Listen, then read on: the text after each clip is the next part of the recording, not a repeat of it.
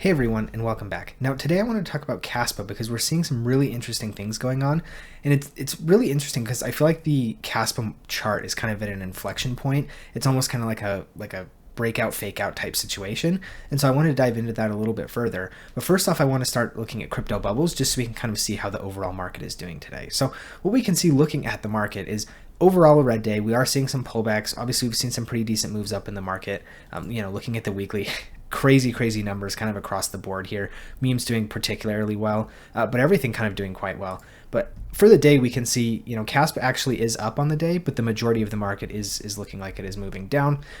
I think this is totally okay. As we just showed, there's been a crazy amount of movement to the upside, and so having a little bit of a recovery period, let things kind of cool off, let things stabilize a little bit, I think makes a lot of sense, and honestly is probably quite healthy for the market. But what we can see looking for like the layer ones and their returns overall is if we actually sort these by returns on 7 days, obviously we're going to have some of these smaller chains that likely aren't that consequential, but what we can see overall is some of the big boys, right? We've got Kronos up almost 75% in a week, Cardano 44%, Sui 38%, we've got Hedera 37, Near 29. Obviously, really good overall, and we can even get to the point where it's we see some of these kind of middle tier ones like Aptos doing quite well. Aptos has been one that's been running quite reliably over the past month or so. We can see Bitcoin up 16%, AVAX doing quite well, and then down here we've got Kaspa, and so Kaspa obviously, not doing as well as some of these kind of market leaders that we've seen up here at the top, but that's not necessarily a bad thing, right? And if we go over looking at the chart, we can see kind of exactly that. So what we're seeing here on the chart, now we're looking at daily candles just so we can kind of get some history on what the chart's been doing here. But we can see that Kaspa is pretty reliably been sitting in a downward channel kind of ever since the early part of July. It's kind of been frankly what we've been seeing out of Bitcoin as well, right? It was in a downward channel. It was pretty clear what was happening, how the price was moving, but overall we were starting to see kind of things moving up towards the top end of that channel. And if we're to zoom in a little bit, we can see that we did actually break above a little bit, but again, we just kind of wicked out and then came right back in, and now we've moved down kind of towards the middle of this channel. Now, looking at the RSI, we can also see that prior to this break, we were very much sitting on kind of the oversold or getting very close to oversold territory. And then this spike pushed us obviously quite further up. And now as we've kind of pulled back, we've seen a recovery kind of to about neutral, which I think is probably a relatively fair spot given just kind of where the chart is looking. However, this is kind of what we're talking about today with a breakout or a fake out, right? Obviously we saw some really strong price movement to the upside, but we have kind of recovered right back into the middle, and we can see we haven't seen kind of a major boost in volume like we have seen with some of these other altcoins. So attention still largely has not come back to Kaspa. There's still, obviously little peaks here and there, but overall it's kind of largely outside of the mainstream attention span, which is totally okay, and frankly could be a good time to buy, because obviously when we're talking about these things after they've gone up 2 or 3x, usually not the most ideal timeline to be buying in. And so this is something I'm going to be monitoring over the next couple of days. We can see we kind of are sitting on this little level of support right here.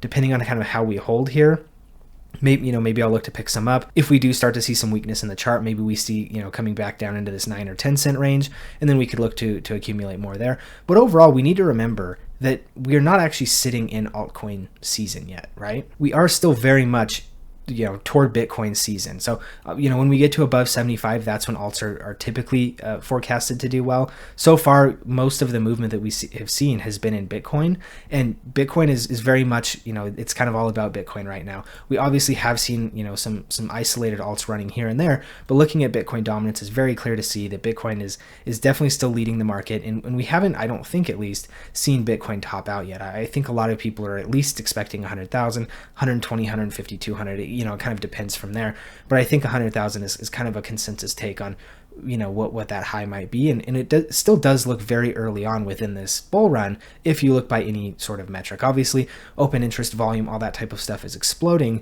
but we haven't really seen retail interest yet like we have in the past. Monetary loosening cycles are still ongoing. All of this type of stuff, which usually contributes to a very strong bull run and a very healthy market, is all continually ongoing.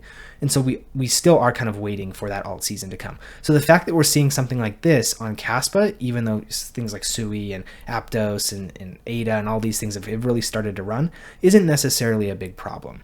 Now, before we carry on, I want to go over a special offer that BTCC has been working with me for this month on, and it's a 10% bonus on first-time deposits. Now, this deal is frankly kind of insane, right? So if you do deposit, let's say $10,000, you essentially would get $1,000 trading credit for free. And then with that $1,000, let's say you go and, you 2x long Bitcoin or something, a relatively like conservative, or even if you just want to buy Bitcoin and not even like leverage play, like you totally could do that as well.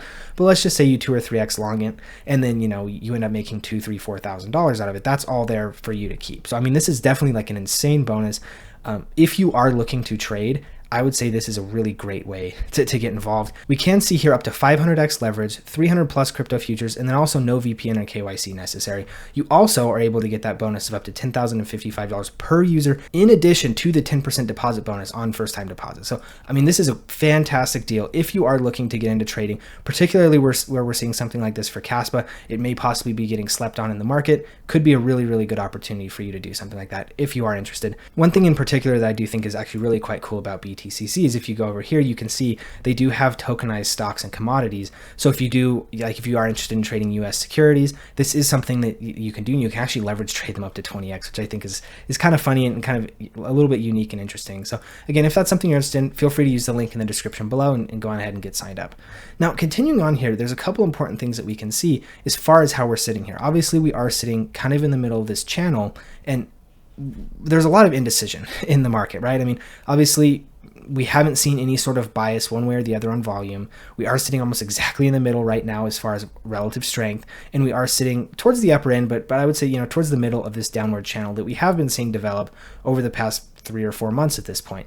So ultimately, like, this all tells me that there's a lot of indecision here with Kaspa currently, and that's okay, right? I mean, this is totally fine, but I think right now we're kind of at a wait and see type of point. Obviously, we are settling on this line of support here, and so if that does continue to hold and we put in some volume, it could be a decent time to long. But overall, we have been taking runs at this top channel, so I do think breaking this downward channel is going to happen at some point, just whether it's now or a week from now or a month from now or whenever. It's hard to say, but this is generally kind of the time that you want to be looking at getting into things like this. When volume is still down, it hasn't necessarily exploded. We still haven't seen any tier 1 exchange listings from Kaspa. That's another thing that I think will send this price soaring. So there's a lot of things that have kind of yet to come to Kaspa that I do think we will see here, again, within the weeks, months, years, maybe, who knows, right? But overall, things I think are looking really good. And so I do think that we will need a follow-up video to kind of see how this kind of unfolds, because as I've said, there's a lot of indecision going on here. And so if you are interested in following my coverage of Kaspa, feel free just to hit the subscribe button and turn on the notification bell. That way, when you do see any new videos come out, you can feel free and tune into those. So overall, hopefully we can see kind of where Kaspa's at. I think Kaspa, overall, I don't have any major concerns about where Kaspa's at currently. I think overall there's a level of maybe FOMO kind of hitting within the Kaspa community of all these other projects, running really quite well. But another thing that several commenters have mentioned on my channel previously whenever I talk about Kaspa, and I think they're 100% right, is that Kaspa is fully diluted. If you go look at their tokenomics, there's very, very little dilution left within the market, which means almost 100% of their tokens are available in circulation. Now, that's a good thing because it's very, very healthy when you get into a bear market, because there's going to be no kind of built-in selling pressure. But it also can kind of hurt a little bit in a bull market because the price doesn't run as dramatically as something like Sui might, for example, where they only have about 27% of their coins actually in circulating supply. The rest of them are locked up, and of course will be unlocked, I think, up until 2030 is their schedule. And so this is something that also is very important to pay attention to, and hopefully that you guys have kind of noticed that. If you haven't, hopefully that the information here was useful. If it was, please do give me a like and subscribe. It really does help me out, get pushed further into the YouTube algorithm, as well as all the other fun stuff in terms of helping me grow my channel. So also, if you have any comments, questions, concerns, anything like that, just please feel free to drop that in the comment section below. I do try to read and respond to all of my comments, so if you have anything you want me to see, that'd probably be a great way to do that. So anyway, thank you guys for tuning in, and we'll see you in the next video.